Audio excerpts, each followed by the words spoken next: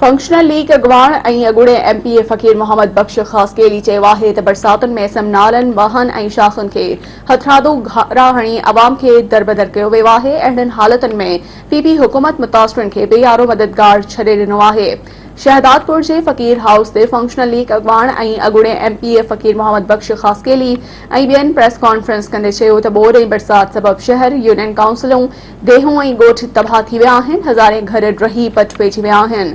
हुननि चयो त बरसातुनि सबबि फसल तबाह थियण करे हारी ऐं पोहरियत तबिको तबाह हाल ज़िंदगी गुज़ारे रहियो आहे। संदनि का बि वहर ऐं मदद नाहे थी सघी, जेको पीपी हुकूमत जी नाअहली जो चिटो सबूत आहे। सॼी सिंध खे हथरादू तरीक़े सां ॿोड़े बुरो हाल कयो वियो आहे। फंक्शनल लीग अगवाणनि जो वधीक चवण हो त ॿोड़ ऐं बरसात दौरान हुर्जमाइत बहितर किरदार अदा कयो आहे, जेको तारीख़ जो हिसो आहे।